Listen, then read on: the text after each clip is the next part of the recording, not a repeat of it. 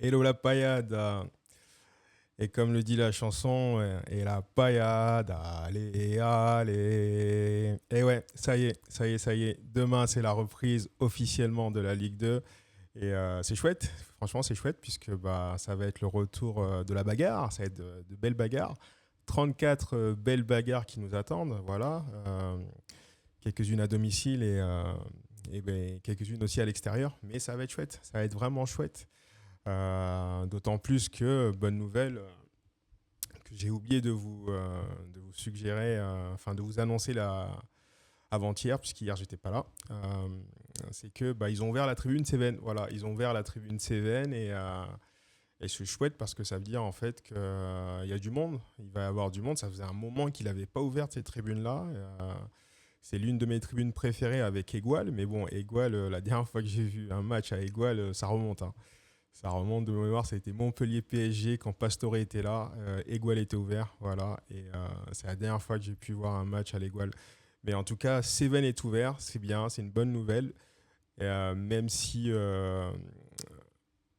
étant de taux, je crois, la tribune de la butte est fermée et qu'ils sont délocalisés, la butte est délocalisée en tribune Corbière. En tout cas, c'est bien que Seven soit ouvert parce que ça veut dire qu'il va y avoir du monde, une belle affluence et ça ne sera pas de trop pour supporter notre belle équipe et les encourager en vue d'obtenir la victoire. Voilà. Mais on va parler de tout ça tranquillement, puisque veille de match, avant match, donc épisode spécial. N'hésitez pas, hein, à me donner votre ressenti dans les commentaires. Ça va être chouette d'interagir avec vous. D'ailleurs, je voudrais prendre quelques secondes pour remercier ceux qui regardent sur YouTube en différé et qui s'abonnent à la chaîne YouTube aussi. C'est super, merci beaucoup. L'idée, c'est de créer une communauté autour du club, autour de la paillade, et puis de vous partager un maximum de choses. J'en profite également pour vous annoncer que vu que la saison reprend demain, et ben à partir de lundi, lundi officiellement, hein, on se donnera rendez-vous tous les jours, sans faute. Et si jamais j'ai un imprévu et que je ne peux pas être là, là je vous préviendrai. Mais à compter de lundi, je vous donne rendez-vous de 18h à 19h30. Voilà, c'est mon créneau pour qu'on parle de la Ligue 2. Voilà. Beaucoup de la paillade, mais pas que, puisque bah, on va parler de tous nos adversaires. Je vous prépare pas mal de choses. Je vais vraiment bosser là-dessus. L'idée, c'est qu'on passe la semaine ensemble jusqu'au match et que je vous amène de la matière pour pouvoir mieux appréhender et comprendre nos adversaires à travers quelques analyses, hein. Vous avez compris, je pense, avec cette pré-saison que j'ai utilisée pour faire, on va dire, mes réglages et aussi une montée en puissance. Je pense que vous avez compris que moi, je suis beaucoup plus orienté média et tactique, ou tactique et média. Peu importe le sens dans lequel on le prend, ça marche quand même. Donc, à partir de lundi, officiellement, on va se voir tous les jours de 18h à 19h30 et puis on va parler paillade. On va parler paillade. Donc, au menu aujourd'hui, voilà ce que je vous propose. Voilà ce que je vous propose. On va se refaire les conférences de presse de Zoumana Camara et Julien Laporte. Il y a pas mal de choses intéressantes, notamment en termes d'ambition. Voilà. Et j'avais envie d'en parler avec vous. Ensuite, on va se faire un focus sur l'adversaire qui est Dijon, le DFCO qui n'est pas inconnu, hein. Mais il y a quelque chose, il y a quelques éléments intéressants, donc on va se faire ça. Et on profitera de ce focus sur Dijon pour regarder aussi les 17 autres clubs qui vont composer la Ligue 2 cette année. Euh, j'ai un joli sujet là-dessus à vous proposer. Et enfin, on clôturera avec les clés du match. Voilà, donc à ce titre, concernant les clés du match, hein, bah, ça sera votre moment aussi, hein. S'il y en a qui souhaitent intervenir en live, ça sera avec grand plaisir. Ou s'il y en a qui préfèrent en différer via les commentaires YouTube, et ben avec grand plaisir aussi. Voilà. Donc voilà ce que je vous propose. Donc c'est parti, here we go. On va aller directement, on va se faire ça en live, hein. On va aller directement sur la page officielle du club. On va commencer par le coach. Je vais vous mettre du son. On va faire ça. Je vais mettre un peu de son. Hop. Et on est parti. On va se mettre ça en grand, ce sera plus agréable. Let's go. Bonjour Zoumana. Bonjour. On reprend les bonnes habitudes. D'abord un point de blessé. Absent. Toujours le même, Flo, Tardieu. Et puis Everson, même s'il a fait des examens, il n'y a rien de particulier, mais on ne prendra pas de risque où il devrait retrouver le terrain début de semaine prochaine.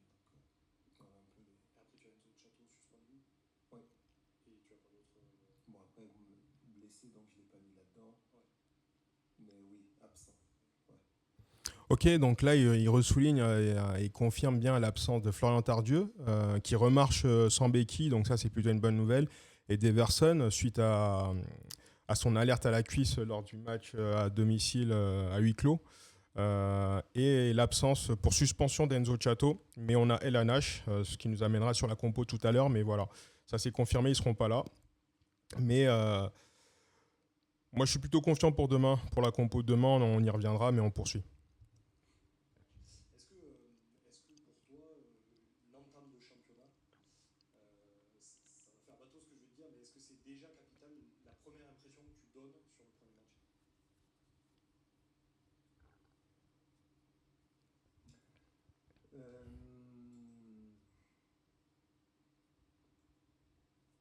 Entame, c'est quoi? C'est le premier, les premiers. Donc, là, oui. Ouais, ok. Ok, du coup là, il réinterroge le journaliste, hein, je pense que c'est Maxime Reynaud du Midi Libre, sur l'entame du match, enfin, et de la saison pour le coup. Alors il y a deux choses. On va voir après sa réponse, hein, mais en tout cas, moi je vous donne mon avis en avance de phase. Il y a le discours que lui va tenir face aux médias et le discours interne. Comme vous avez pu le voir sur les épisodes précédents de pré-saison, moi je vous disais que c'était vraiment impératif et important. Il ne faut pas se le cacher en tant que supporter, nous tout ce qu'on souhaite, et comme l'a dit le président Laurent Nicolin, c'est il veut jouer la 5e place, les barrages. On verra tout à l'heure que lui aussi ambitionne ça, mais il tient un discours mesuré face aux médias, mais à l'intérieur du groupe, je pense et j'espère très sincèrement que le discours est beaucoup plus ambitieux que ça. Maintenant, c'est normal que face à la presse, il nuance aussi, mais moi, je voudrais souligner le fait que demain, à la Mosson, il faudra gagner. Voilà, il faudra gagner parce qu'en fait, ça va conditionner notre saison. Et d'autant plus qu'après, on se déplace 2 fois de suite à l'extérieur. Donc, prendre les 3 points demain, peu importe la manière, on s'en fout. Voilà, on aura le temps. Le groupe n'est pas encore prêt, hein. Je pense qu'ils doivent être à 70-30, voilà, ou peut-être même 60-40 de tout ce qu'ils veulent faire. Mais en tout cas, il faut gagner. Voilà, c'est tout ce que je voulais dire. On poursuit. Vu comme ça, bon, là, ça me parle un peu plus. Si on me dit le premier qui détermine, voilà, on dit entame, voilà, je pense plutôt à un petit bloc. Et ouais, ça me fait écho en tout cas, cette première série. Elle peut, euh, Elle peut donner de la confiance, elle peut donner un bon élan, et elle peut permettre de, d'avoir peut-être plus de certitude et d'ajouter un petit pourcentage supplémentaire chez les joueurs en termes de confiance qui n'est pas négligeable et créer une dynamique qui peut être positive. Hein. Exactement. Donc, pour résumer la question, hein, enfin la réponse surtout, il peut créer un élan. La victoire demain pourra créer un élan, une dynamique qui sera positive. Et c'est exactement ça, en fait, qu'on doit chercher demain. À la fin des 95 minutes, ou peut-être 97, je ne sais pas, avec les arrêts de jeu, ce qu'il faut, c'est avoir le résultat. Voilà. On s'en fout du clean sheet, juste gagner. Voilà. Gagner pour créer justement cette dynamique, lancer une série et propulser aussi un élan et instaurer une confiance au sein du groupe. C'est ce qu'on doit viser demain. Je pense que des fois, il y a des équipes qui ont besoin de ça, d'être portées par cette confiance et derrière les choses elles avancent. Et c'est ce qui nous a fait nous défaut la saison passée parce qu'on était à la recherche de, on était dans des réglages, c'était un peu nouveau à la découverte de ce championnat, de la manière dont je voulais que l'équipe joue. J'ai mis différents systèmes aussi. pour essayer de mettre les joueurs dans les meilleures dispositions possibles. Donc voilà, j'ai essayé de trouver aussi moi la meilleure formule. Et en fait, j'aime beaucoup ce qu'il dit là parce que c'est ce que je vous disais dans les 2 derniers épisodes. Hein, je ne sais plus si c'était l'avant-dernier ou l'avant-avant-dernier. Mais en début de saison dernière, il a cherché en fait la bonne formule. C'était pas évident vu le choc psychologique avec la descente. C'était pas évident pour lui de trouver la bonne solution, notamment au milieu avec les différentes recettes de cuisine. Hein, j'appelle ça comme ça. Vous comprendrez la métaphore, j'en suis sûr.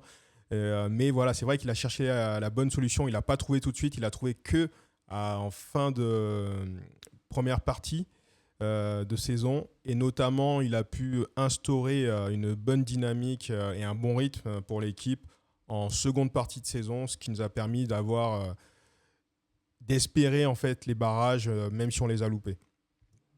Donc tout ça, ça a mis un peu de temps. Et c'est vrai qu'en entamant ce championnat ce week-end, on a quand même plus de certitude à ce niveau-là. Totalement d'accord. Justement, est-ce que tu as hâte de voir ton équipe au révélateur de la compétition après une préparation qui a été plutôt intéressante avec 4 victoires en 5 matchs? J'ai pas plus hâte que ça. Ça arrive ce week-end, mais je suis pas plus impatient. Voilà, ça me démange pas non plus. C'est bien que là, le championnat reprenne, mais j'étais pas forcément impatient. Bon, là, moi, je mesure et je nuance un peu. Je ne le crois pas à 100% parce que, en tout cas, pour ma part, et je pense que pour vous aussi, les supporters, on était tous impatients puisqu'on était quand même sevrés de la paillade depuis le mois de mai, fin mai. Et en revanche, je pense que... Alors, peut-être qu'il n'était pas impatient, mais je pense qu'il avait quand même, d'une certaine façon, hâte de reprendre parce que euh, ils partent avec des certitudes. Les certitudes, c'est que en fait, la majorité du groupe, hormis les 5 jeunes issus de la Gambardella, quoique Vidal Cartou a joué quelques matchs l'année dernière, la majorité du groupe pro connaît la Ligue 2 et connaît le contexte de la Ligue 2. Donc je pense qu'en fait, il avait hâte d'une certaine façon, hein, de reprendre la saison pour voir en fait comment est-ce que euh, son groupe allait intégrer son,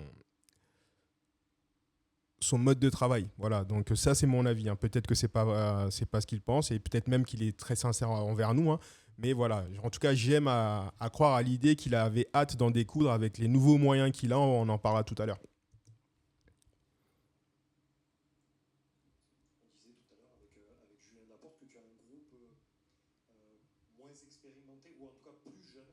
Peut-être pas moins expérimenté, parce que par exemple Amadou Camara a beaucoup de matchs alors qu'il est jeune, mais plus jeune. Est-ce que toi, dans ton management, ça t'oblige à changer des choses par rapport à ton groupe de l'année dernière? Est-ce que déjà, tu sens que tu navigues pas de la même manière avec ton groupe? Alors le groupe est plus jeune, oui, et ça c'est une excellente nouvelle. Il le développera plus tard, mais moi je trouve vraiment que c'est une excellente nouvelle parce que on a d'une certaine façon on s'est délesté des charrettes. D'une certaine façon, c'est pas péjoratif, hein. Mais voilà, on a fait place aux jeunes et il faut miser sur les jeunes hein, aujourd'hui dans le football moderne. Euh, la plupart des équipes cherchent à valoriser les jeunes. Hein. Ça se voit notamment avec les indemnités de transfert. Plus le joueur est jeune et a de belles années devant lui, et plus les transferts seront faramineux et donc une aubaine pour le club. On écoute Zoumana. Le mode de management, on en a tous un, selon notre vécu, selon notre perception, selon notre vision du football, selon notre éducation. Forcément, on est obligé de l'adapter à son public. Hein. Donc, si j'ai un effectif avec des joueurs trentenaires qui ont plus de 200 matchs, j'ai un management qui sera différent de joueurs de 17-18 ans qui n'ont pas encore joué dans le monde pro. Et je pense que c'est logique. C'est à moi de trouver la bonne formule, en étant à la fois par moments protecteur, en étant à la fois patient, mais en étant aussi exigeant et en ayant des attentes. Donc c'est trouver le juste milieu entre tout ça, mais non, le groupe, je trouve qu'il est assez homogène, même si c'est vrai qu'il est jeune, mais vous moi, un joueur de 25 ans, mais qui a déjà plus d'une centaine de matchs dans le championnat, c'est bénéfique. Moi, ça me dérange pas du tout, au contraire. Le président a parlé de top 5. Mhm. Quel est l'objectif que tu as fixé à tes joueurs, justement? Le top 5. Si je vous dis faire mieux que la saison dernière, ça peut vous paraître peut-être flou. Il est bon en Ou pas communication, assez putain. précis, mais on a quand même fini 8e. Donc au-dessus de la 8e place, il y a la 7, 6. Après, il y a la 5e. C'est déjà barrage. Il est très très bon en communication. Faire mieux, voilà, ça peut vite se rapprocher de ce qu'a dit le président. Donc au final, moi j'ai une manière de fonctionner. J'aime bien avancer de manière un peu échelonnée sur des étapes. Sur ses objectifs, hein, je le coupe un peu là comme ça, mais sur ses objectifs, étant donné qu'on a fini 8e pour 8e la saison dernière, à mon sens, le message qui doit être clair d'emblée au sein du groupe pro, c'est ok les gars, on a fini 8e, quoi qu'il arrive, on sera pas en dessous de la 8e place. Voilà. Et même, poussons plus loin, quoi qu'il arrive, on ne sera pas en dessous de la 5e place. À mon sens, c'est comme ça. Et c'est le message qui doit être véhiculé au sein du groupe pour en fait maintenir cette ambition et leur donner cet ADN d'ambition pour aller chercher tous les week-ends à marquer des points. Voilà, quoi qu'il arrive, il faudra marquer des points, soit par les victoires, soit par des nuls, mais un maximum de victoires, un maximum de nuls. Mais voilà, on arrête de faire des contre-perfs à domicile. À mon sens, c'est le message qui doit être véhiculé au sein du groupe pro parce qu'en fait, il y a un vécu. Avec une vision bien évidemment et un objectif long terme, mais sur du court terme, voir à telle étape où est-ce qu'on se situe. Mais il ne faut pas se fixer de limites. Il faut viser haut et viser optimiste, positif, Là, je valide. pour ne pas brider les joueurs. Voilà, là, je valide. Ambition, il ne faut pas se fixer de limite pour viser haut, viser optimiste. Effectivement, pour ne pas brider les joueurs. Et les joueurs, en fait, pour moi, ils ont le vent en poupe parce qu'en fait, on surfe sur une fin de saison dernière qui est très positive et aussi sur une bonne préparation qui a envoyé de bons signaux. Donc, il y a des motifs d'ambition à nourrir et ça commence dès demain. Parce que cette saison, on avance quand même avec des certitudes, je trouve. Voilà, il y a une saison maintenant, les joueurs connaissent la plupart le championnat, les joueurs qui nous ont rejoints connaissent ce championnat. J'ai des jeunes, certes, mais des jeunes avec du talent qui vont Bien sûr. développer, qu'on va développer, qu'on va aider. Et ça, en fait, ça fait plaisir à entendre. On a des jeunes à potentiel, avec du talent à plus ou moins, voilà, mais c'est surtout à potentiel. Moi, le talent, je le nuance un peu, mais on a des jeunes à potentiel, c'est certain. Et en fait, ce qui est rassurant là-dedans, c'est que Zoumana est un bon formateur, puisqu'il a été formateur au PSG, notamment avec les U19, avec lesquels il a fait un bon parcours durant la Youth League. C'est la Champions League des jeunes, en fait. Mais en fait, il souligne ici sa volonté de les développer et aussi le fait que le club compte sur eux. En fait, c'est bien parce que le club revient à ses fondamentaux et à son ADN, hein, qui est la formation. Et quand je vous disais que bon, s'est débarrassé des charrettes, bah, à un moment donné, il le fallait en fait. Et justement, ce qui est bien, c'est qu'entre l'année dernière et maintenant, l'année dernière, on a quand même eu en jeune Issoufou, Chenaï, Mwanga, qui ont été lancés dans le grand bain. Donc, c'est des forces vives, hein, vivier du club, pur produit du club, hormis Mwanga, qui était. Mais ça reste un jeune, hein, son premier contrat pro, ça reste chez nous. Voilà. Et cette année, avec l'éclosion de ces finalistes de la Gambardella, et notamment avec Vidal Cartou qui a fait une belle prépa et aussi Maignan Pavé qui est le seul et l'unique pour l'instant à avoir signé pro. J'espère que Vidal Cartou va suivre. Mais la volonté de Zoumana de les développer, de les aider à progresser, c'est très bien parce qu'en fait, on va avoir besoin d'eux. Voilà, on va avoir besoin d'eux. On n'a pas beaucoup d'argent, moins que quand on était en Ligue 1 et encore moins que l'année dernière, hein. On verra ça tout à l'heure. Mais on a des forces vives et il faut compter sur elles. Ce mix fait que, avec la connaissance du championnat, de la manière dont on travaille, de tout ce qu'on a mis en place, je trouve qu'on a quand même des certitudes qui font qu'on doit être plus ambitieux.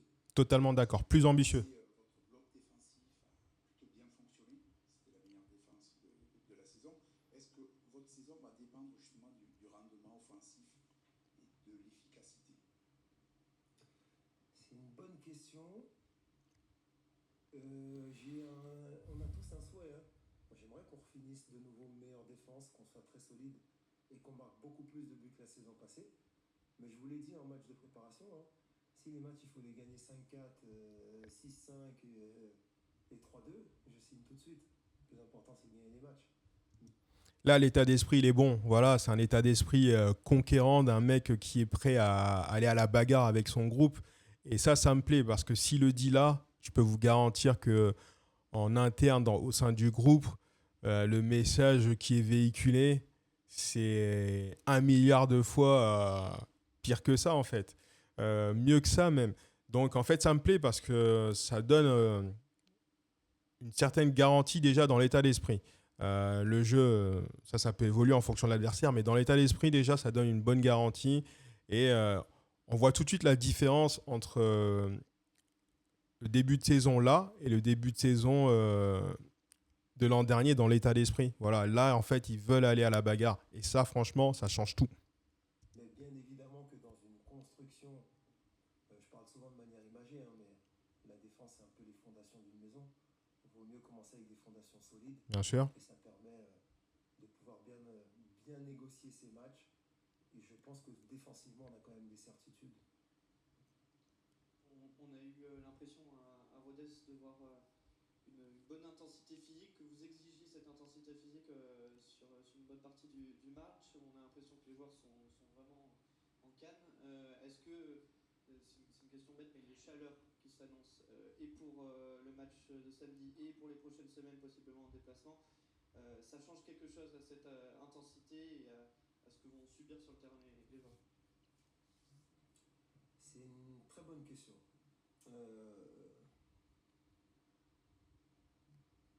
Je pense pas qu'il faille changer notre philosophie, notre envie d'aller chercher l'adversaire, mais il faudra s'adapter.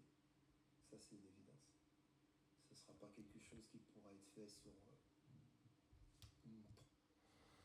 Alors ça, je veux juste relever l'envie d'aller chercher l'adversaire, donc notamment le contre-pressing à la perte de balle. Voilà, oui, ça c'est quelque chose qu'on a beaucoup vu contre Rodez, que j'ai énormément apprécié parce que ça faisait un moment qu'on ne l'avait pas vu. Demain, j'espère le revoir aussi. Maintenant, c'est vrai qu'il va falloir prendre en compte la météo, la température. Et faudra bien gérer les efforts, mais il faudra être solide dans le contre-pressing et plus qu'efficace dans la phase offensive dans les temps forts. Trop longue durée, il faudra trouver des moments, on parle souvent dans le football de temps fort et temps faible. Et ben, ce sera important d'avoir une bonne gestion entre les temps forts et les temps faibles, justement. Mais j'estime que les temps faibles, ils peuvent aussi être gérés avec une possession où c'est nous qui maîtrisons. Totalement. Et derrière ça, on fait toujours courir l'adversaire. Exactement. C'est plus agréable, moins Ouais, contraignant bien sûr. de courir. Moins usant. Que quand on l'a pas et qu'on court après. Donc c'est un rapport de force. Hein. On aura des adversaires en face. Le premier, c'est Dijon ce week-end. Mais c'est cette envie de ne pas renier ce qu'on est en train de mettre en place et de bien gérer ses temps forts et ses temps faibles. Et dans le meilleur des mondes, c'est avoir cette personnalité pour pouvoir gérer le tempo du match et faire en sorte que on soit l'équipe qui décide du tempo. Là, les gars, ça fait super plaisir parce que si vous avez bien compris en clair, on est sur un projet de jeu ambitieux avec la maîtrise du ballon et la domination. Donc, l'idée pour lui, c'est avoir plus le ballon que l'adversaire. Et si on ne l'a pas, aller le gêner via le contre-pressing. Moi, je valide totalement. Maintenant, il va falloir faire attention sur ces ajustements défensifs qui étaient par moments absents lors de la préparation. Mais demain, voilà, ils ont l'opportunité de faire un bon départ en mettant en application tout ce qu'on a bien aimé lors de cette préparation Et demain, c'est parti. Mais en tout cas, voilà, le discours il est ambitieux et ça fait plaisir. Pouvoir gérer ses efforts et moins souffrir. On a vu la saison dernière, Zoumana, en début de saison, où tu as pu tâtonner ou chercher à t'adapter à ce championnat. Tu as aussi dû prendre tes marques par rapport à ta philosophie, adapter ta philosophie à ce championnat. Est-ce que tu as le sentiment qu'elle a évolué aujourd'hui, ta philosophie? Et tout à l'heure, je te parlais de ton management, mais là, je te parle vraiment de ta philosophie, que tu l'as adaptée à ce championnat. Et qu'est-ce que tu vas vouloir aujourd'hui dans le jeu, notamment l'intensité, peut-être le pressing haut? C'était des choses qui étaient peut-être moins présentes en début de championnat la saison dernière.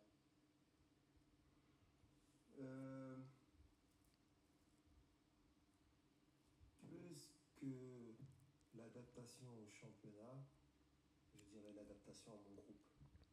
C'est plus ça. Mon envie et ma philosophie, elle n'a pas changé, mais je suis obligé de l'adapter à mon groupe. J'aime beaucoup ce qu'il dit. Puisqu'en fait, l'année dernière, c'était un grand bazar. Faut se le dire, hein, c'était un grand bazar. Et parmi tout ce bazar, il a essayé de faire du mieux qu'il pouvait, hein, notamment, comme l'a dit le journaliste, en essayant plusieurs formules. Certaines ont marché, d'autres moins. Ça a pris du temps avant qu'il trouve. Mais le constat clair qu'il en tire, c'est quelqu'un qui est intelligent, qui prend de la hauteur et du recul. Il est conscient qu'il doit adapter sa philosophie de jeu à son groupe. Et en fait, moi, je pense que ça, c'est déjà la clé du succès et de la réussite, en fait. Parce que c'est ça qui va permettre de tirer la quintessence des forces à disposition. C'est plus ça. Et au profil que j'ai. Il y a des choses que j'ai, au fond de moi, en tant qu'entraîneur, j'ai envie de mettre en place, mais je suis obligé de m'adapter au profil des joueurs que j'ai. Bien Ça, sûr. c'est quelque chose d'important. Parce qu'à la fin, quand on veut tirer le meilleur des joueurs, il faut que les joueurs, quand ils rentrent sur le terrain, ils se sentent à l'aise. Exactement. On les oblige à faire quelque chose, ils vont le faire. Mais si chez eux, c'est quelque chose qui n'est pas naturel, Si c'est pas inné, ça ne va pas être fait avec la même conviction, avec la même réussite, et on ouais. va trouver des failles, et le doute peut s'installer. C'est pour ça que je préfère parler d'adaptation, pas au championnat, mais au profil de joueur que j'ai. En fait, à ce sujet-là, pour revenir là-dessus, on en parlera tout à l'heure quand on verra les compos. Les compos envisagés, parce qu'il y en a deux que je vais vous proposer. Pardon. Hier, quand je suis allé à l'entraînement, d'ailleurs, c'est pour ça que j'ai pas pu faire de live pour vous hier, parce que j'étais à l'entraînement, histoire de voir un peu ce qu'il faisait. Et ben en fait, il était très en fait, pour vous résumer la séance d'hier, clairement, c'était un spécifique finition. Voilà, c'était gros travail devant les cages. Et en fait, il a été très chambreur envers les joueurs qui ne réussissaient pas, qui avaient des manques dans la finition. Et à ce sujet-là, de ce que j'ai vu hier, aujourd'hui il s'entraîne à huis clos, mais à ce sujet-là, de ce que j'ai vu hier, on pourrait s'attendre à une surprise dans la compo de demain, mais on en reparlera tout à l'heure. Que ton groupe, cette saison, colle davantage à ta philosophie, à ce que tu veux créer dans le jeu. Oui. Là, je vais juste retourner en arrière pour vous remettre ces mots intégralement, parce qu'il dit quelque chose de très intéressant.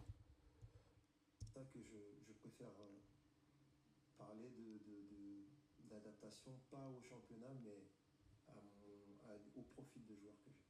Alors, est-ce que ton groupe, cette saison, colle davantage à ta philosophie, à ce que tu veux créer dans le jeu? Oui, clairement. Oh putain, et ça, c'est là. Si en clair, les gars, si on doit résumer sa conférence de presse à Zoumana Camara, c'est cette question et cette réponse. La question du journaliste, est-ce que ton groupe colle cette année à ta philosophie de jeu? Et il dit oui, clairement. Donc, en fait, il nous confirme qu'il a le matos pour arriver au moins à la 5e place, voire mieux. Donc, il a le matos. Maintenant, il n'y a que place au terrain, en fait. Mais le fait de savoir déjà qu'il est dans de bonnes dispositions, qu'il a les bons outils, ça déjà, ça change tout. Ça change tout. Maintenant, va falloir qu'on voit le boulot sur le terrain, les résultats sur le terrain, via son management aussi, parce que la saison va être longue. Hein. On a 34 belles batailles qui vont arriver. Mais on sait, il le confirme, qu'il a les outils. Maintenant, wait and see. Pourquoi ? Plus de mobilité. vous l'ai dit, ça va courir. plus d'intensité. Exactement. Il n'y a plus de charrette. C'est dangereux, un promu. Oui, parce que quelle que soit la catégorie, elle arrive d'en dessous, mais elle surfe sur une dynamique positive. Et quand la saison passée, j'ai essayé d'expliquer que certaines équipes avaient plus de certitude que nous, Montpellier, qui avions passé 16 ans en Ligue 1 mais qui étions descendus, je faisais référence à ce style de profil.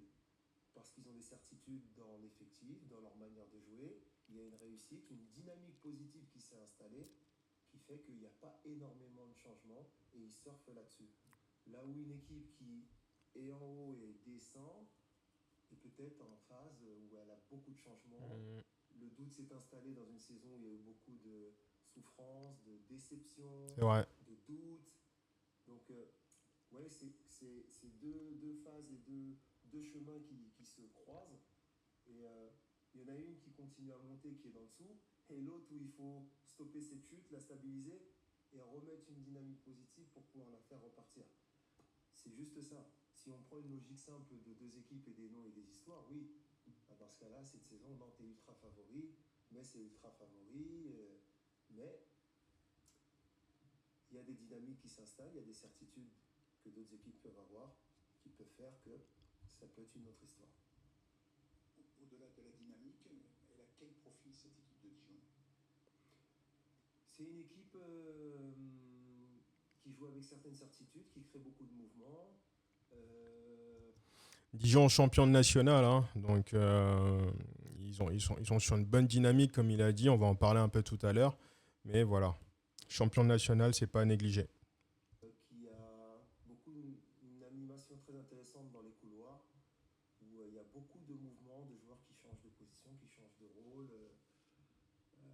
Ils ont deux attaquants devant qui sont très intéressants. Voilà, on sent une équipe qui joue avec des certitudes et qui est habituée à ce système depuis pas mal d'années. Soumana, je pense que je vais te poser la question. C'est-à-dire que la saison dernière, tu nous as beaucoup parlé de reconstruction. C'était le mot qui encadrait la saison. Je sais que je vous ai fait chier avec ce mot. Non, j'ai pas employé le terme, mais C'est moi qui le mot qui revient.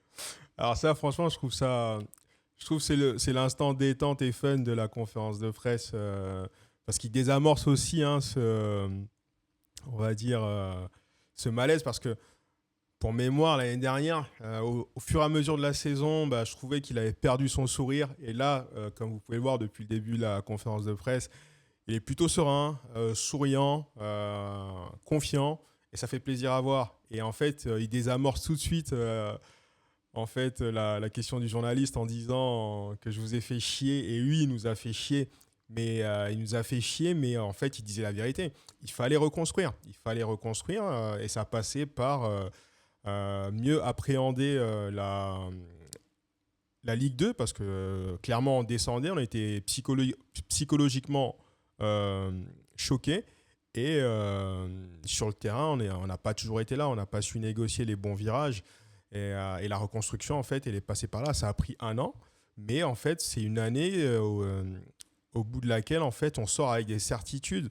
Et aussi, au final, on rajeunit un effectif, on compte de plus en plus sur nos forces vives. Et ces certitudes vont nous faire avancer. Moi, j'en suis sûr et certain. Il faut savoir que moi, de nature, je suis optimiste et ambitieux. Donc ici, sur cette chaîne, il n'y aura pas de place pour le pessimisme. Et je suis vraiment content de le voir souriant comme ça, parce que, comme je vous dis, l'idée à le voir comme ça, moi, je suis certain, et pour les quelques fois où je suis allé à l'entraînement, je suis certain qu'à l'intérieur du groupe, cette envie, cette ambition, elle va se décupler, et on verra ça au fur et à mesure de la saison sur le terrain. Mais ça fait vraiment plaisir de le voir comme ça et de désamorcer la situation. Je sais que j'en ai irrité beaucoup et que je commence à en avoir marre. Alors voilà, maintenant du coup, je vais te demander quel va être le mot de cette saison. Confirmation, amélioration, c'est quoi? Ouais, amélioration, c'est bien. Ambition. Ambition plutôt. Amélioration. Certitude. Mais tout se vaut, hein. Exigence. Voilà. fait, tous les termes, tous les adjectifs qu'il utilise là, pour moi, en fait, ils vont dans le même sens, en fait. C'est évoluer par rapport à la saison dernière. On a fini 8e. Bah voilà, cette année, on ne veut rien en dessous. On ne veut rien à partir de la. En fait, on veut tout plutôt. Je vais reformuler. Cette année, on veut tout à partir de la 5e place. Voilà. Cette année, c'est 5e place ou rien. Voilà. Donc, tout à partir de la 5e place. 5e place, barrage, ok. Et si on peut être mieux classé, on sera mieux classé. Mais voilà, cette année, c'est ça. Et tous les termes qu'il utilise, ça va dans le sens de la 5e place, donc de l'ambition. J'ai pas un mot en particulier pour l'instant qui me vient en tête pour décrire. On va te laisser le temps de Ouais, réfléchir. laissez-moi le temps de réfléchir, mais il est évident qu'on passe dans une étape différente. Mm. Voilà. On est à une étape différente. Donc forcément, étape différente, exigence encore un peu plus élevée. Ça me plaît, ça. De l'exigence. Il faudra aussi rehausser le curseur un peu dans tous les secteurs. Tout ce qu'il dit là, c'est top. Parce qu'il y a du vécu, il y a Exactement. de l'expérience. Voilà, c'est ce que je peux dire. Il y a du vécu, de l'expérience. Donc, va falloir, en se basant sur ce vécu, cette expérience, rehausser le curseur. Donc, espérer et attendre mieux des joueurs. En tout cas, pour ceux qui étaient là l'année dernière, et, les 90% de l'effectif, hein, voilà, ils ont ce vécu commun. Maintenant, l'apport de nos nouvelles recrues qui sont une vraie valeur ajoutée, hein, va nous aider à step up, c'est sûr et certain. Voilà. Et puis ce vécu commun aussi, notamment pour ceux qui ont découvert le monde pro l'année dernière, et maintenant ils connaissent l'exigence de la Ligue 2 dans l'impact physique. Ils savent qu'ils peuvent aussi avoir des trous d'air, ils vont mieux se gérer. Ça ne sera pas la même chose. Ça sera pas la même chose. Je parlerai particulièrement de LNH qui est en concurrence avec Chateau. Il ne va pas se faire avoir 2 fois. Non, je pense que cette saison sera beaucoup plus compliquée pour Chateau pour qu'il soit titulaire que celle de l'an dernier parce que LNH, il a 19 ans. Chateau en a 23. Dans les temps de passage, ce n'est pas les mêmes. Et LNH, il voudra jouer cette saison. Donc, il va aussi, pour reprendre ses termes, rehausser le curseur. Et en fait, pour les autres postes aussi, hein, en fait, cette concurrence, elle est bénéfique à tout le monde, d'autant plus que ce sont des jeunes joueurs qu'on a. Voilà. Et ça change tout. Ça change tout. Si je peux utiliser les mots de mon président, il a dit retrouver le sourire. Voilà. Moi, je ne l'avais pas perdu, mais en tout cas, retrouver cette envie d'aller à la Mosson, de venir au stade, que les supporters viennent avec une excitation, un engouement et un plaisir de voir leur équipe.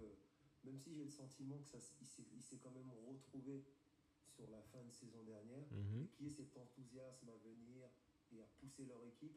Et je l'ai souvent répété, qu'ils se reconnaissent en cette équipe, à travers sa mentalité, à travers ses efforts, sa générosité. Voilà. Tout ce qui font que cette équipe doit ressembler à la Payade. En tout cas, demain, il devrait y avoir du monde. Hein. Comme je vous disais, la tribune Cévennes a été ouverte. Ouais, en plus, on est en plein été, il y a des touristes. Donc, pour ceux qui regardent, là, n'hésitez pas. Si vous n'avez pas encore vos places, prenez vos places et venez au stade, quoi. Alors, plus on sera et mieux on pourra les pousser pour aller chercher les 3 points. Il faut venir au stade. Ok. Donc, ça, c'était Zoumana Camara. Là, je vais vous proposer Julien Laporte. Oui, évidemment. Je pense que on n'a qu'une envie, c'est de commencer le championnat. La prépa, c'est long. Ça fait 5-6 semaines qu'on a repris. Donc, évidemment, on travaille pour être prêt pour ce premier match. Et puis, de démarrer en plus à domicile, je trouve que c'est bien. Parce que tout de suite, on se remet dans le contexte de club, avec l'environnement, les supporters, un peu tout le monde. Donc, on est très content de démarrer. Et puis, ouais, hâte. Après, le championnat, on sait qu'il va être serré, qu'il va être long. Donc, et puis, tout le monde n'est pas encore prêt. On n'est pas encore à 100% de nos capacités. Mais ça va venir avec. Comme il dit là, en fait, le championnat il va être long, c'est sûr. Encore très relevé cette année hein, en particulier. Parce qu'on a, des infos que j'ai eues, il y a 12 clubs sur les 18 qui composent la Ligue 2 cette année qui ont connu la Ligue 1. Voilà, donc il y a un gros passif Ligue 1 et Ça va être très costaud cette année, mais tout le monde n'est pas prêt. Néanmoins, nous, on a l'avantage d'avoir des certitudes et, à mon sens, on fait partie de ce top 5 qui, je le rappelle, est constitué de Nantes, Metz, Reims, Saint-Étienne et nous en 5e position. Maintenant, il faut qu'on aille semer la meilleure zizanie possible dans ce classement et montrer qu'on a les capacités pour embêter du monde.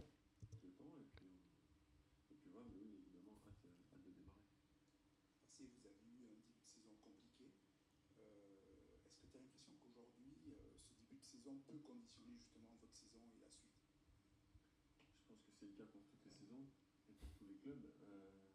L'année dernière, on a vu qu'en prenant du retard au départ, derrière, même en faisant des bonnes séries, dès qu'on faisait à nouveau un faux pas, on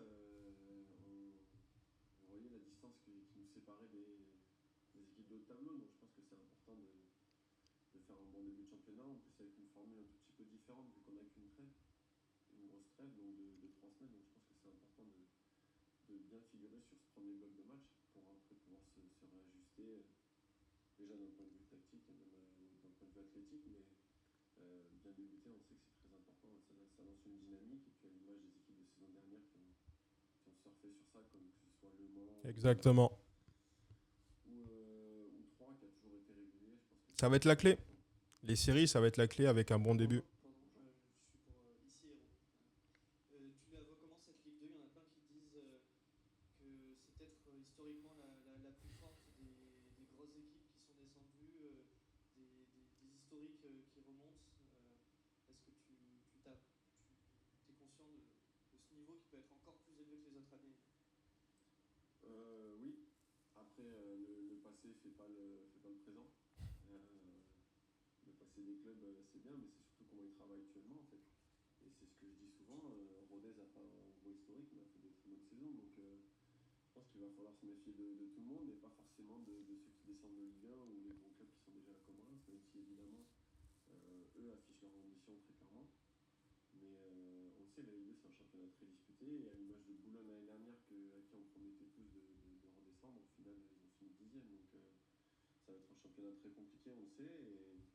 Et c'est en ça aussi que c'est important de bien démarrer pour tout de suite lancer une dynamique. Pour nous, je pense que c'est important. Après, le niveau, oui, j'ai trouvé que l'année dernière, il était un peu moins élevé, par exemple, qu'il y a 2 ans. Donc, on verra comment il est cette saison. Donc là, en fait, si vous vous rappelez bien, si vous vous souvenez, Zoumana Camara a évoqué le terme lancer une dynamique pour bien lancer la saison. Il reprend ces mêmes termes. Ça confirme en fait ce message et cet état d'esprit qui est là, présent au sein du groupe, de bien débuter, bien commencer ce début de saison parce que, à mon sens, on a un calendrier qui est favorable. Alors, on verra ça tout à l'heure, mais la clé, c'est de gagner demain à la Mosson, comme je vous le disais, peu importe la manière. L'été dernier, quand tu étais arrivé, Julien, il y avait beaucoup d'incertitudes, de doutes, c'était la reconstruction, pour reprendre le mot. Cette saison, avec la non-vente du club, surtout le fait que la famille Nicolas reste, un mercato qui était plutôt séduisant sur le papier, puis il y a eu cette campagne de matchs amicaux, on sent une excitation un peu qui commence à revenir autour de vous. Est-ce que tu la sens? Est-ce que le groupe la sent? Est-ce qu'il déjà il faut calmer un petit peu?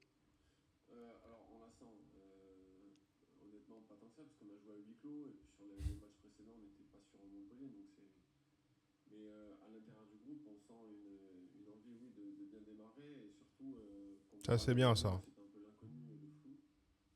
Là, on sait où on va aller, on sait pourquoi on est là, et tout le monde est focus sur le même objectif.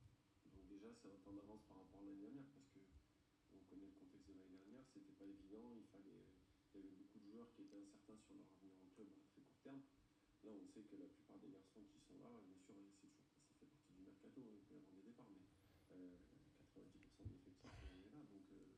Donc, on sait dans quoi on s'engage et on sait que ça sera un long combat. Donc, évidemment, pour parler que de l'intérieur, puisque l'extérieur, je vous avoue, on a du mal à le ressentir tout de suite. On verra samedi comment c'est. Mais En fait, il n'a pas tort maintenant.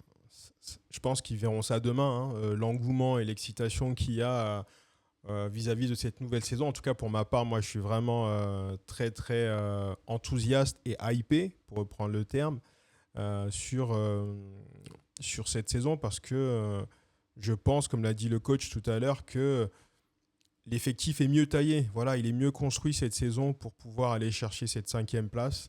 Et je trouve qu'on mérite cette 5e place. On n'a rien à faire en Ligue 2, quoi. Enfin, on a une belle ville, de belles infrastructures. Et on a besoin d'avoir de belles émotions. Le foot, pour moi, c'est des émotions. Et quand je parle d'émotions, c'est de pouvoir jouer les meilleures équipes. Paris, Lyon, Marseille, Lens, Lille.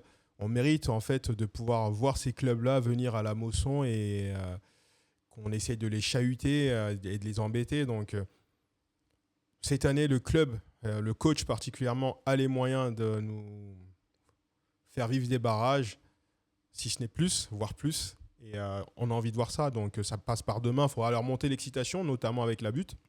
Évidemment qu'il y a une forme d'excitation, et puis avec toute la jeunesse qu'on a, il y a aussi cette insouciance et cette envie de l'unité qui est présentée. Justement, la jeunesse de l'effectif, il y en a quand même beaucoup là autour de toi qui ont 18, certains moins, 20 ans. Comment on gère ça? Est-ce qu'il y a une surexcitation? Est-ce que on arrive à canaliser leur fougue? Après, la plupart ont déjà joué une saison pleine en Ligue 2. Donc, comme je l'ai dit précédemment, c'est pas la même chose que de complètement découvrir.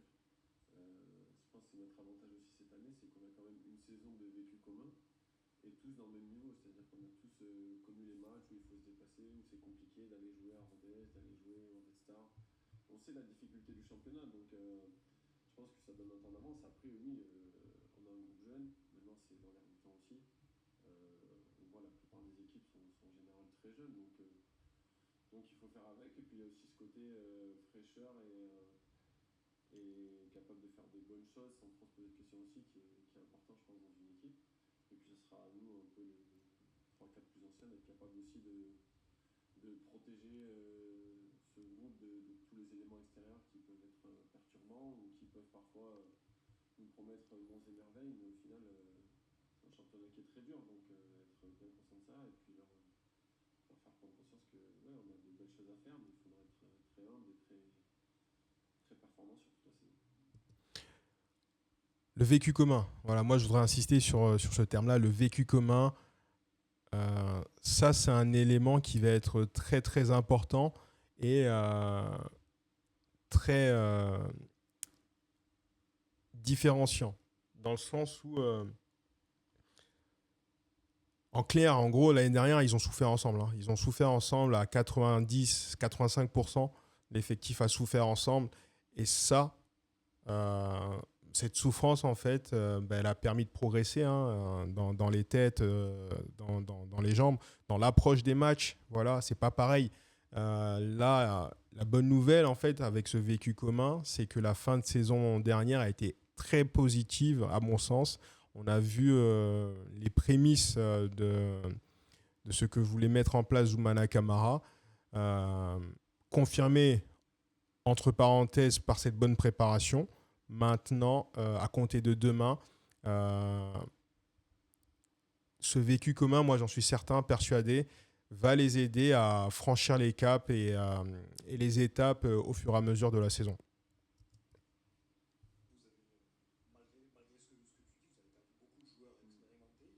Il reste notamment toi et il y a Florentin Dieu qui est arrivé aussi. Mais est-ce que tu as le sentiment que le rajeunissement du groupe, je ne parle pas d'expérience là pour le coup, le rajeunissement, est-ce que ça change un peu le management du coach? Est-ce que tu as vu des changements par rapport à la saison dernière, déjà cet été? Non, pas spécialement. Je pense qu'au contraire, il va être encore plus exigeant. Parce que comme je vous Bien dis, sûr. oui, on en rajeunit, mais beaucoup de garçons étaient déjà là. Que ce soit Théo, Yanis, pour citer que ces deux-là, par exemple. Théo Chenaille. Ils sont pleins en Ligue 2, donc ça ne sera pas la même attente que de découvrir et d'avoir parfois une certaine forme d'irrégularité qu'on pouvait accepter. Bien sûr. Maintenant, on va être peut-être un peu plus exigeants les uns envers les autres pour essayer de performer et puis avoir conscience qu'il faudra prendre des points à chaque journée, en fait. Ça me plaît. C'est le bon état d'esprit. Exactement. Les jeunes qui ont connu la Ligue 2 l'année dernière, voilà, cette année, on va leur demander beaucoup plus. Et on leur pardonnera moins ce qu'on leur pardonnait l'année dernière. C'est le haut niveau. Hein. Il faut step up rapidement, ne pas trop gamberger, voilà, se remettre en question suite à une contre-performance et se mettre au niveau pour l'équipe. Si on ne peut pas se mettre au niveau soi-même, au moins faire l'effort pour l'équipe parce que au bout, il y a peut-être une passe décisive ou un but grâce à cet effort ou ces efforts qui seront fournis. Donc l'état d'esprit, en fait, il rejoint totalement celui de Zoumana Camara et ça fait plaisir hein, puisque c'est son capitaine pour le coup. Mais ça confirme aussi que tout l'effectif va dans le sens de Zoumana Camara et c'est assez rassurant. Donc ça fait du bien. C'est sur cet aspect-là aussi où je pense qu'il faut qu'on prenne vraiment conscience de ça. Et oui, on est jeune, mais je vous dis, il y a quand même un an de plus. Alors, il y a des jeunes garçons qui sont arrivés comme Noah ou Lassiné, mais ils étaient déjà là. Noah est déjà rentré avec nous, Lassiné connaît le groupe parce que ça fait maintenant 6-7 mois qu'ils s'entraînent avec nous. Et puis on voit que c'est des garçons qui sont beaucoup plus matures que, par exemple, il y a une dizaine d'années, où c'était vraiment quelque chose de très rare, de très ponctuel d'avoir des garçons aussi jeunes. Là, maintenant, c'est monnaie courante. On prend tous les grands championnats. Il y a des 2008 qui jouent déjà. Sur la première mi-temps face à Rodez et sur les vidéos d'entraînement qu'on a vues, on voit une vraie intensité physique. On a l'impression que ça se donne. Est-ce que c'est plus qu'avant, c'est toujours autant qu'avant, ou il y a une vraie fraîcheur physique dans le groupe là, à la sortie de la prépa? Je pense qu'on a fait une bonne préparation d'un point de vue athlétique. Parce qu'aussi on sait les enjeux de comment l'année dernière c'était dur quand on a joué des équipes comme Rodez ou Annecy par exemple, qui mettent beaucoup d'intensité. Là, sur la préparation physique, pour mémoire, pour ceux qui s'en rappelleront, en tout cas, moi j'ai été au stade l'année dernière à la première journée contre le Red Star. On a pu voir des joueurs crampés, voilà, des joueurs qui étaient pris de crampes à partir de l'heure de jeu et qui étaient au sol. Il y avait Omeragic, Mboukou, il y en avait d'autres aussi. En tout cas, il y en avait au moins 4 hein, qui étaient pris de crampes. Et en fait, tout simplement parce qu'il y avait un déficit physique. Mais là, cette année, en tout cas avec la prépa qui a lieu, j'ai l'impression hein, qu'ils ont bien emmagasiné la charge de travail et je les sens en tout cas beaucoup mieux affûtés et beaucoup plus à même de ne pas avoir ce genre de problème à nouveau demain. Et ça cassera moins le jeu. Ça cassera moins le jeu et puis en espérant qu'on arrive à faire la différence rapidement. Et coup sur coup surtout. Voilà. Plus on mettra de buts et meilleur sera le goal average. Mais en tout cas, ouais, sur la préparation physique, je les sens beaucoup mieux. On s'est rendu compte du niveau athlétique qu'il fallait avoir aussi pour pouvoir performer. Donc voilà, et puis je vous dis, la nouvelle formule aussi d'avoir un bloc de 7 matchs et après une coupure de 3 semaines, c'est beaucoup une coupure de 3 semaines. Donc je pense que C'est énorme. des fois les équipes se laissent un peu plus de temps pour se construire physiquement. Je pense qu'on a pris le bon chemin en étant prêt directement. Je pense que c'est quelque chose d'important. Et on aura toujours le temps d'en refaire un peu plus sur cette trêve-là. Bien sûr. Tu disais tout à l'heure, on verra samedi comment ça sera à la Mosson. Ça a été quelque chose qui a été constant la saison dernière. Ça a été le soutien des supporters à la Mosson ou en déplacement d'ailleurs. Est-ce que plus que jamais, pour avoir des ambitions, vous avez besoin finalement de ce soutien-là et est-ce que tu attends beaucoup des supporters aussi cette saison? Alors j'attends beaucoup, déjà c'est à nous de leur donner, je pense, dans un premier temps. Ah, c'est beau ce qu'il dit. C'est vraiment beau ce qu'il dit parce que c'est vrai que l'année dernière, la Butte a fait un super travail et bravo à eux. Bravo à tout ce peuple pailladin qui a foutu une ambiance de fou. Moi, je garde en mémoire notamment le match contre Clermont, le dernier match de la saison à domicile contre Clermont. C'était leur anniversaire. Ils ont tellement fait la fête que les pauvres, ils ont été suspendus. C'est pour ça d'ailleurs que demain, ils seront en Corbière. Mais bravo à la Butte et merci à eux. Et on leur souhaite et leur demande, déjà on leur souhaite une bonne saison et on leur demande de continuer à foutre une ambiance magnifique à la Mosson. Merci la Butte. Parce que eux ont toujours été là, même l'année dernière quand on repartait de quasiment rien. Dès le début, ils nous ont soutenus, même dans nos contre-performances, même quand on perd contre Clermont, on leur 34 ans, si je dis pas de bêtises, c'est ça. À la fin, ils chantent, ils sont là, etc. Donc cette image-là, bien sûr qu'il faut qu'ils la gardent, mais c'est aussi à nous de montrer le même investissement et encore plus pour leur redonner et donner envie aux gens aussi de venir et de venir au stade et de nous encourager parce que je pense que cette équipe elle a aussi un côté attachant avec sa jeunesse, avec sa fougue et puis beaucoup de joueurs qui sont issus du centre. Donc je pense que c'est valorisant pour Montpellier, pour le club et même pour la ville. Donc donc voilà, évidemment qu'on a hâte de jouer à la Mosson avec les supporters, parce qu'on l'a fait la semaine dernière, mais à huis clos. Donc non, on a hâte, et puis on sait que la saison sera longue et qu'on aura besoin de leur soutien, évidemment, ça c'est une certitude. On a hâte de retrouver la motion aussi. La saison dernière, dans leur soutien. Oui, parce qu'il y a des moments où je pense que ça aurait pu tanguer un peu plus et qu'on aurait peut-être pu être plus exposé directement. Et au final, on a toujours eu leur soutien. Ils ont fait beaucoup d'animations, quelques suspensions de tribune, mais ça veut dire aussi qu'ils sont actifs et qu'ils font Eh oui. choses. Donc, non, franchement, j'étais surpris parce que, alors c'était pas ma crainte, mais après une saison comme ils avaient vécu, il aurait peut-être pu avoir une forme de détachement par rapport au club et de désamour. Et en fait, c'était tout l'inverse. Et donc, je trouve ça beau. Et puis maintenant, je vous dis, il faut qu'on arrive à le cultiver et à le développer. C'est quelque chose qu'on avait réussi à faire à Lorient, qui avait été mis en place au début. Il y avait un peu d'attrait pour le club, mais pas tant que ça. Et puis on voit maintenant comment le club a réussi à fidéliser. Donc je pense que il y a déjà une bonne base à Montpellier. Et puis si on arrive à cultiver ça, avoir pas mal d'échanges avec eux, et puis surtout se donner à fond sur le terrain. Après les résultats, ils seront ce qu'ils seront, mais c'est être exemplaire. Et puis voilà. Je trouve vraiment que la suspension là, de la butte, elle est vraiment dure parce que vous verrez tout à l'heure, hein, parce qu'il y a je vous emmènerai après sur un article du Midi Libre, cette veille de match. On est suspendu pour 2 matchs à domicile. Et là, en fait, à la vue du calendrier, le prochain match à domicile, c'est fin août. Donc, c'est chiant de... Vous m'excuserez le terme, hein, c'est embêtant de ne pas avoir la butte dans sa tribune classique, on va dire. Voilà, et c'est peut-être aussi ce qui biaise aussi l'ouverture, notamment de la tribune Cévennes. Mais voilà, je trouve que la suspension, elle est dure.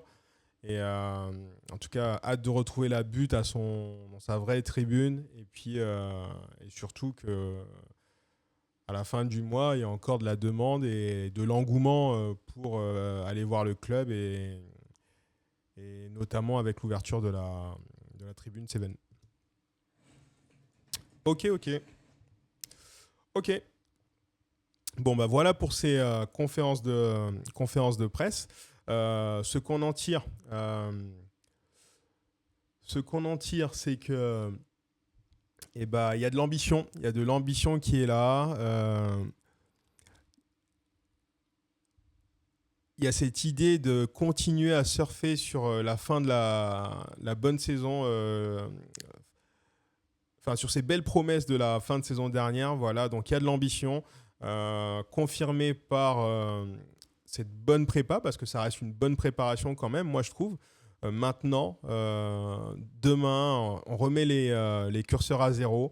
Balle au centre, va falloir aller chercher les points et nous montrer aussi tout ce qu'on a vu, toutes ces belles promesses qu'on a vues durant la préparation. Va falloir nous montrer ça.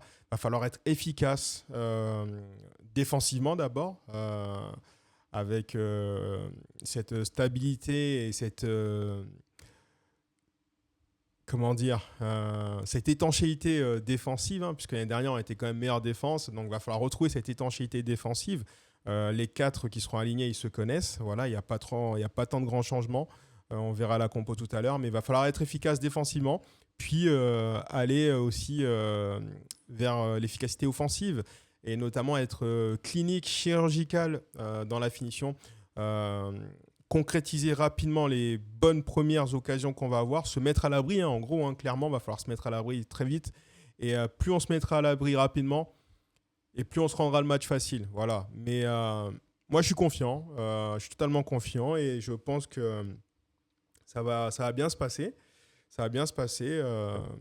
On reviendra sur les attentes tout à l'heure. On passe à la suite. Du coup, maintenant, on va parler un peu de l'adversaire. On va parler de Dijon. Et du coup, pour parler de Dijon, allez, let's go. On va aller ici. Tac. Boum, on va faire comme ça. Voilà ce qu'on va faire. On va aller ici. Donc, comme je vous disais, Dijon est un promu vainqueur et champion en titre du National 2025. Ce qui donne du coup, un peu comme nous, ils sont sur une dynamique qui est positive. Là, ils vont avoir envie de surfer sur l'élan de la montée. Et quand on regarde bien, en fait, voilà ce qu'on a. Hein. Ils ont commencé leur prépa, en tout cas leurs matchs amicaux le 11 juillet. Et sur l'ensemble des matchs amicaux, ils ont fait 6 matchs amicaux. Et ben, en fait, ils ont 2 nuls qu'on peut voir ici contre le Puy-en-Velay et contre Nancy, donc pensionnaire de Ligue 1. Et surtout, ils ont 4 victoires et 2 nuls. Et en fait, dans les 2 derniers matchs, en fait, c'était des adversaires de Ligue 2, à savoir Sochaux et Nancy. Donc, ils ont fait 3-0 contre Sochaux. Euh, Ça, va falloir être attentif là-dessus et méfiant, hein, parce que même si Sochaux est un promu aussi, tout comme Dijon, ça reste un pensionnaire de Ligue 1. Ils ont fait un mercato en fonction, enfin un pensionnaire de Ligue 2, pardon, et ils ont fait un mercato en fonction de la Ligue 2. Donc ils sont en capacité de battre immédiatement un pensionnaire de Ligue 2. Va falloir faire attention à ça. Et ils ont fait surtout match nul contre Nancy, 2-2. Alors ils étaient menés au score. Et puis ils sont revenus à 2-2. Donc ça montre aussi ce caractère d'équipe. Donc va falloir faire attention là-dessus. Mais on va aller un peu plus profond maintenant. Et je vais notamment vous proposer un papier. Ici, voilà ce qu'on peut voir sorti dans l'équipe aujourd'hui. On a un focus là directement sur tous les clubs de Ligue 2, hein, sur les 18 clubs. Alors on va se lire ceci. Tac. Donc 18 clubs au crible, avec 4 clubs seulement qui n'ont jamais goûté à la Ligue 1. Donc voilà, il n'y a que 4 clubs. Hein. Donc au final, ça fait beaucoup. 14 clubs ont un passif en Ligue 1, c'est énorme. Donc le niveau va être assez relevé cette année. Avec 4 clubs seulement qui n'ont jamais goûté à la Ligue 1 et un troupeau de mastodontes sur la ligne de départ, la Ligue 2 n'a sans doute jamais été aussi clinquante sur le papier. Mais le prestige n'est pas une assurance tout risque, c'est clair. Saint-Étienne, Reims et Montpellier, 3 clubs relégués et clairement estampillés première division l'an dernier, sont encore là à la veille de la reprise de la D2. À leur décharge, ce sont quand même des ex de la L1 qui les ont devancés. 3, Le Mans, et les chances de voir au bout du feuilleton une nouvelle écurie découvrir l'élite pour la première fois ne se hisse même pas à 4 sur 18. Parce qu'Annecy, Dunkerque, Pau et Rodez ne naviguent pas dans les mêmes eaux que certains des favoris naturels. Comme chaque année, la corrélation budget-classement sera imparfaite mi-mai. Mais ceux qui ont des moyens ont quand même plus de chances de bien figurer dans un contexte économique dégradé qui force l'inventivité. Moins rutilant qu'il n'a pu être par le passé, même s'il a permis à un champion du monde de rentrer au pays, Nzonzi, à Dunkerque. Le mercato des clubs de L2 réserve bon nombre de promesses et d'intrigues, surtout qu'on vous propose de découvrir. Ok, donc voilà, donc là, en gros, on a les 18 clubs. Hein. Moi, ce que je vous propose là, dans l'immédiat, c'est qu'on fasse un focus, puisqu'ils en parlent, hein, donc on va en profiter, c'est qu'on fasse un focus, pardon pour vos oreilles, on va faire un focus directement sur Montpellier-Dijon. Ok, on va commencer par Dijon, hein, puisque c'est le moment de Dijon, et puis on terminera par Montpellier, et notamment avec la compo d'équipe vue et proposée par le magazine, par le journal L'Équipe. Donc c'est parti, on va aller sur Dijon. Donc Dijon est entraîné par Baptiste Ridira.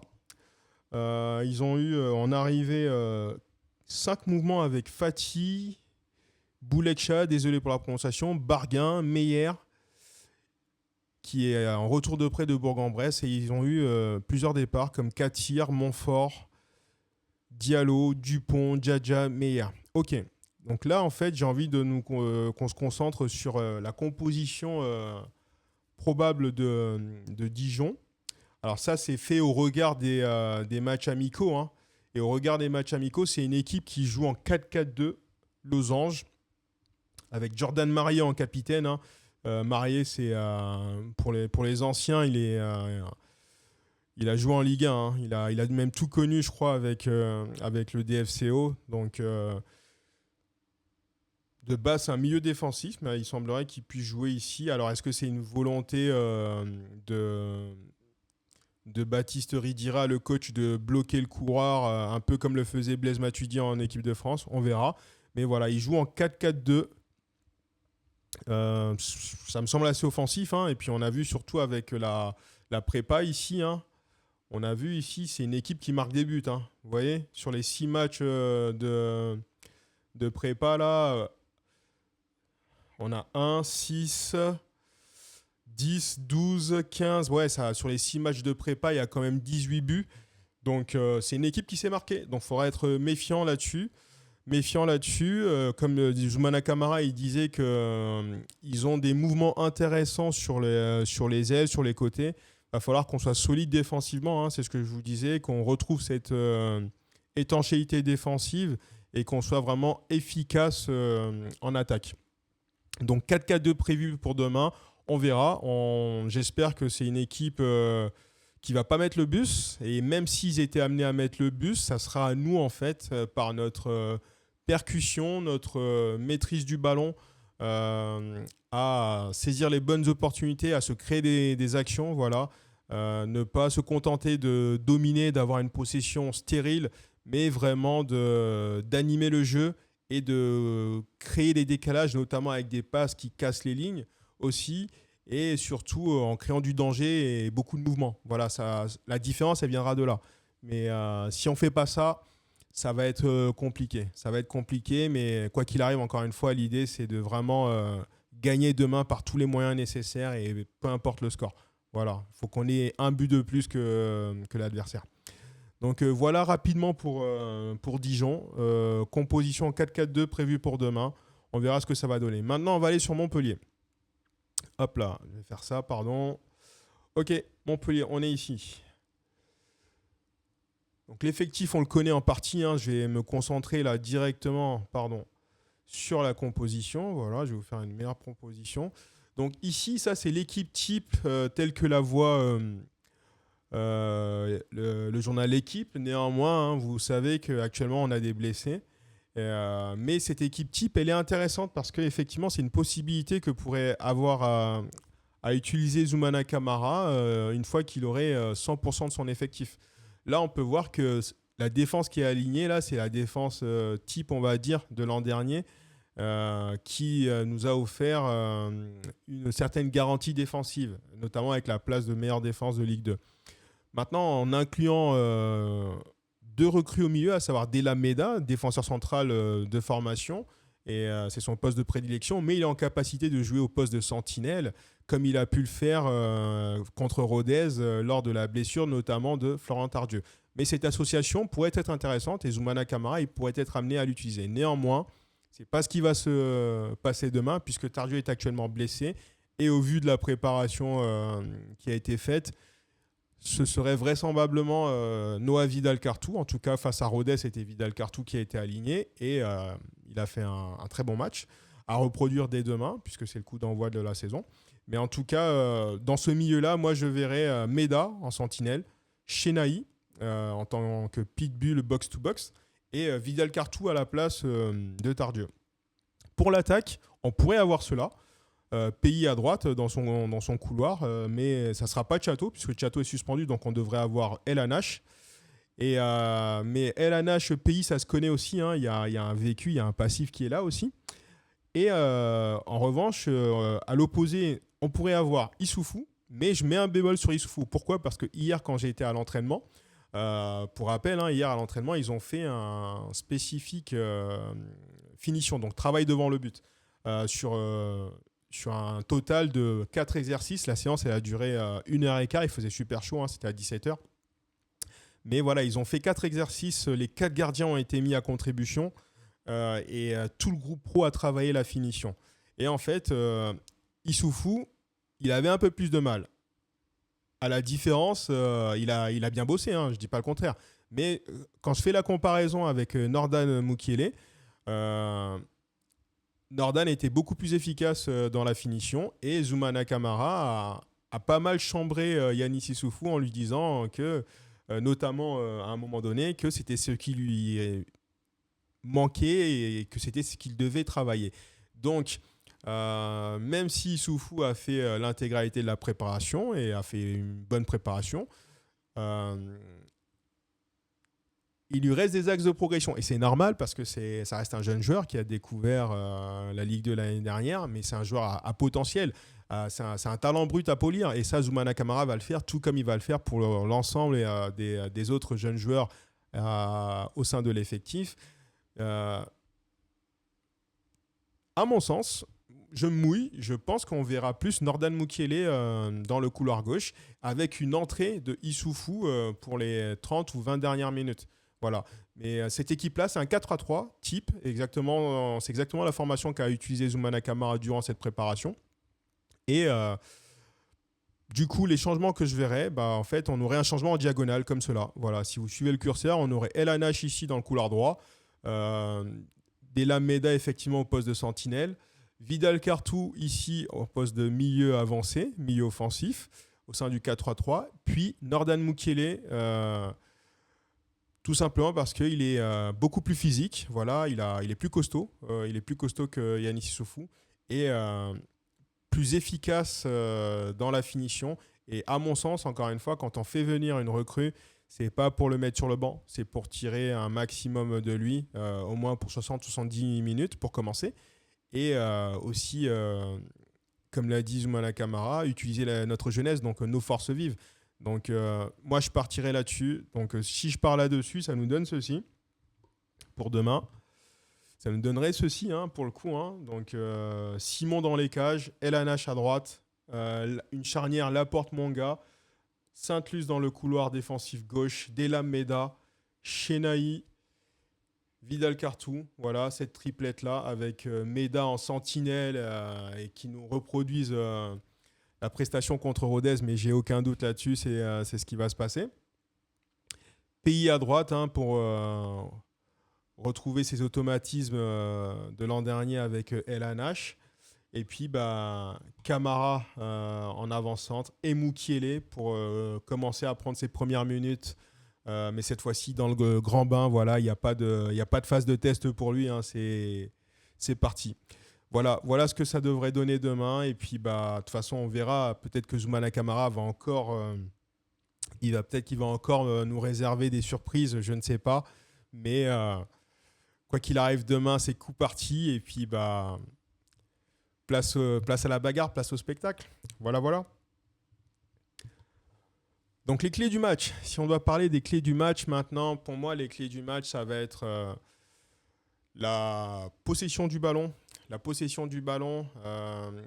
l'intensité qu'on va mettre, l'envie de vouloir faire la différence et surtout être efficace, l'efficacité. Pour résumer, je dirais l'efficacité en fait, défensivement dans un premier temps, voilà, et par la suite offensivement, savoir la capacité qu'on aura à concrétiser ces occasions et aussi à se les créer. Pour les concrétiser, il va falloir se les créer.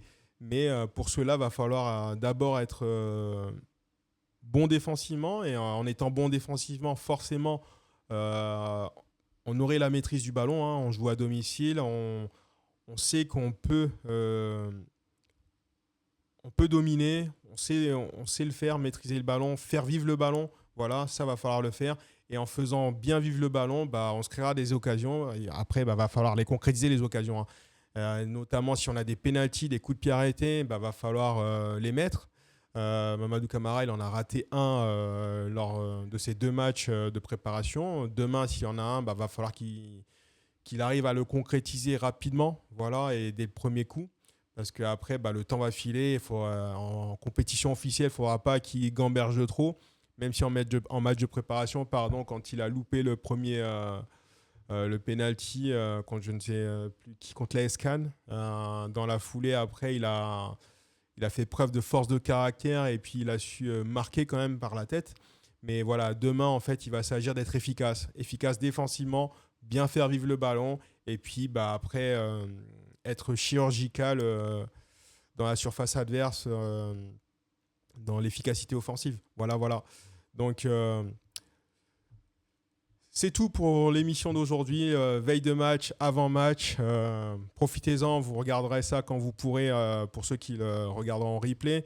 Et encore merci à ceux qui regardent en replay, à ceux qui s'abonnent à la chaîne YouTube. L'idée, c'est de réussir à créer un peu une communauté à travers ce contenu que je vous propose. Donc, merci bien. Je vous dis à lundi pour le coup. À lundi, bonne saison à tout le monde, que vous soyez supporter montpelliérain ou pas du tout, peu importe.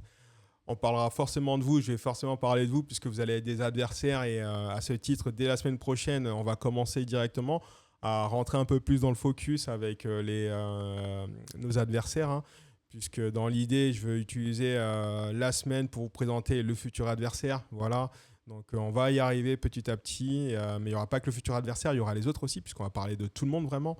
Et l'idée, en fait, c'est de vous proposer un regard et une vue d'ensemble de toute la Ligue 2 via les clubs, les pépites à suivre, les meilleurs buteurs. Bref, ça va être sympa. Et je suis vraiment content que la saison arrive.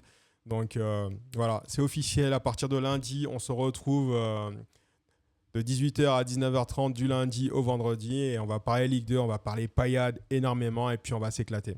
Voilà, j'espère que ça vous aura plu et que ça vous aura donné une poignée d'informations pour ce match qui va arriver dès le samedi 8 août à la Mosson.